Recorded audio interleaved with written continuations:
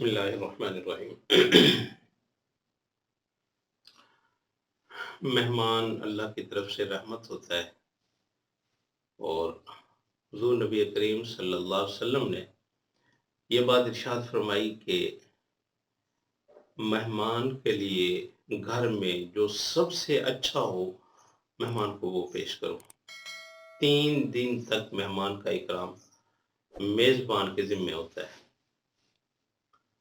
اور آپ صلی اللہ علیہ وسلم نے مہمان کو جو رحمت بتایا، تو رحمت کا مطلب یہ ہوتا ہے کہ انسان کے گھر میں مہمان آنے کی وجہ سے سکون ہو جائے، پریشانی ختم ہو جائے، بے چینی ختم ہو جائے۔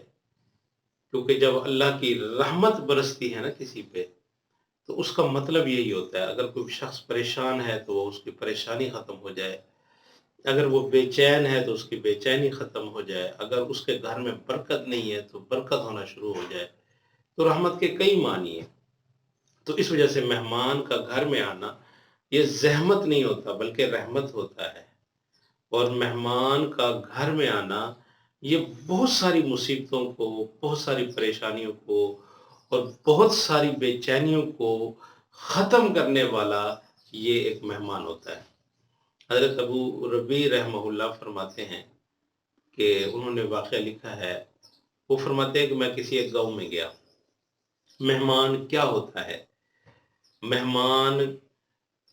بعض مہمان ایسے ہوتے ہیں، بہت نیک ہوتے ہیں، وہ آپ کے لیے آپ کا رزق لاتے ہیں، اور بہت مہمان ایسے ہوتے ہیں جب وہ گھر میں آتے ہیں تو آپ سے بیماریوں کو لے کے چلے جاتے ہیں۔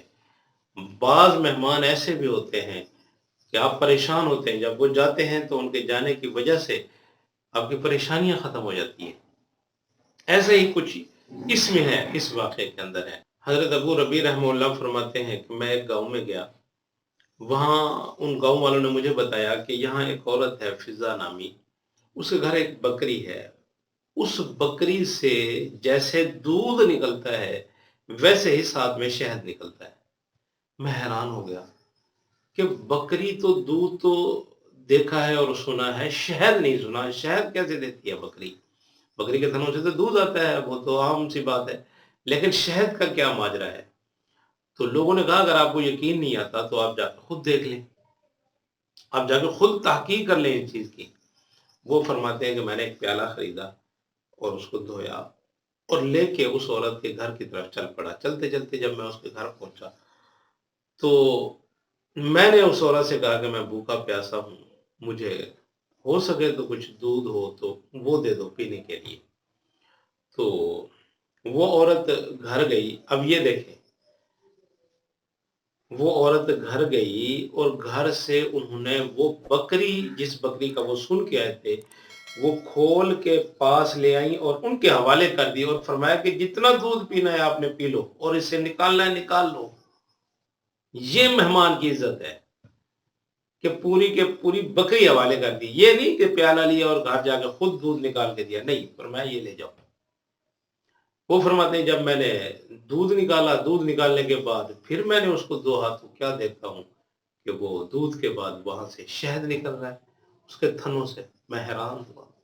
میں نے بکری دے دی۔ بکری دینے کے بعد میں نے ان سے پوچھا کہ مجھے اس کا ماجرا بتاؤ، بکریاں دودھ دیتی ہیں شہد نہیں دیتی، لیکن یہ کیا ماجرا ہے کہ آپ کی بکری دودھ بھی دیتی ہے ساتھ میں شہد بھی دیتی ہے؟ تو وہ عورت فرمانے لگی کہ ہمارے ہاں ایک سال عید قربانی آ گئی، قربانی کرنے کے لیے ہمارے پاس کوئی جانور نہیں تھا۔ میرے خاوند نے کہا قربانی کی عید ہے، چلو ایسا کرتے ہیں کہ اس بکری کو ہم ذبح کر دیتے ہیں۔ تو میں نے اسے کہا اللہ کے بندے، ہم پر قربانی کون سی فرض ہے؟ ایک ہی تو بکری ہے ہمارے پاس اور نصاب بھی نہیں ہے ہمارے پاس، تو اس بکری کو ذبح کرنے سے کیا، تو ہم پر قربانی فرض نہیں ہے، تو اس وجہ سے رک جاتے ہیں، اور یہ بچوں کے لیے دودھ دیتی ہے، بیچارے بچے بھوکے پیاسے ہوتے ہیں۔ تو انہوں نے فرمایا چلو ٹھیک ہے کوئی بات نہیں۔ تو اتفاق رائے سے وہ قربانی ہم نے اس کو، قربانی پر ذبح کرنے سے ہم نے اس کو منسوخ کر دیا، قربانی والا پروگرام ہمارا ختم ہو گیا۔ फरमाते हैं जैसे ही कुर्बानी का दिन आया, हमारे घर एक मेहमान आया, बहुत नेक बंदा था, हमारे घर मेहमान है। अब खामद ने कहा कि चलो कुर्बानी तो हमारे ऊपर फर्ज नहीं थी, वो तो हमने छोड़ दी, लेकिन मेहमानी तो फर्ज है हमारे ऊपर। इस मेहमान को खाना खिलाना, इसका इकराम करना, अब इसका क्या करें? अब तो मैंने बकरी ज़िबा करनी करनी है, क्योंकि मेहमान को मैंने बकरी खिलानी है और इससे बेहतर मेरे घर में कोई और चीज़ नहीं है। तो बीवी ने कहा चलो ठीक है जी, जैसे आपकी मर्ज़ी। बीवी भी नेक थी, खामद भी नेक था, दिल भी साफ थे, नीयत भी साफ थी। वो औरत फरमाती है कि "ऐ अबू रबी, मैं घर में बैठे बस ऐसे सोच रही थी, मेरा खामद बकरी लेके, छुरी लेके बाहर उसको ज़िबा करने के लिए चला गया। मैं अल्लाह से दुआ माँग रही थी कि या अल्लाह, मेरी एक ही बकरी थी, मैंने तेरे नबी सल्लल्लाहु अलैहि वसल्लम के हुक्म पर मेहमान की मेहमान नवाज़ी की खातिर वो कुर्बान कर दी है। अब मेरे बच्चे क्या खाएँगे और मेरे बच्चे क्या पिएँगे?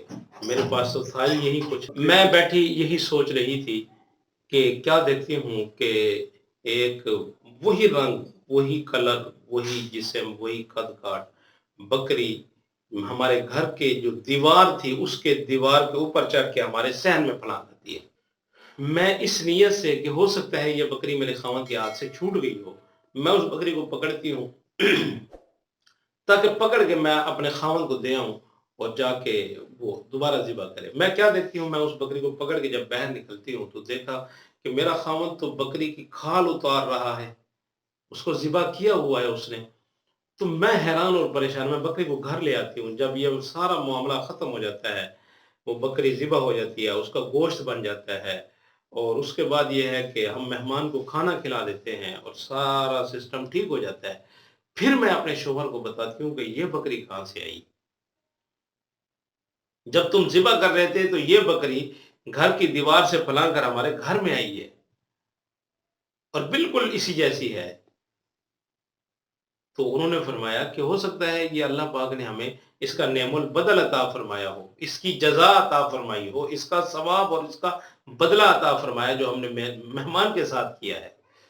तो फरमाया बिल्कुल ऐसे ही हो सकता है। तो हमने इस उम्मीद पे कि ये अल्लाह की तरफ से हमारे ऊपर इनाम है, उसको हमने घर में रख लिया और आज तक ये बकरी हमारे घर में है और आज तक जो भी मेहमान आता है, जो भी साइल आता है, हम उसका बर्तन पकड़ के घर नहीं लेके आते, बल्कि इसी तरह ये बकरी हम घर से निकाल के उस मेहमान को देते हैं, जितना मर्ज़ी चाहो दूध पी लो और उसके बाद सैराब हो जाओ, शहद पी लो, दूध शहद इकट्ठा करके पी लो, फिर हम बाहर अंदर इंतज़ार करते हैं, जब वो सैराब हो जाता है, तो मेहमान फिर वो बकरी हमें वापस करके चला जाता है। तो दोस्तों ये देखो, ये एक वो इनाम है मेहमान की मेहमान नवाज़ी करने का, जो अल्लाह पाक ने इस दुनिया में अता फरमाया। हम मेहमान को तो अल्लाह माफ़ फरमाए देख के बाद दफ़ा दरवाज़ा ही बंद कर लेते हैं और बाद दफ़ा दिल में कुढ़न ही कुढ़न हो रही होती है, मेहमान सामने बैठा होता है कि यार ये जाएगा कैसे? या ये ख़्याल आता है यार ये आ कैसे गया? तो इस वजह से मेहमान को ज़हमत ना समझें, मेहमान को रहमत समझें और खुदा की तरफ से ये मेहमान आपके पास आता है और बहुत सारी बीमारियों का, बहुत सारी परेशानियों का ये मेहमान अल्लाह की तरफ से इज़ाला करने के लिए अल्लाह पाक जिस घर पे रहमत देखना चाहते हैं और आप चाहते हो कि आपके घर में रहमत हो, तो मेहमान का क़याम जो है, ये आपके घर के लिए रहमत है। अल्लाह पाक हमें मेहमान की कदर करने की तौफ़ीक नसीब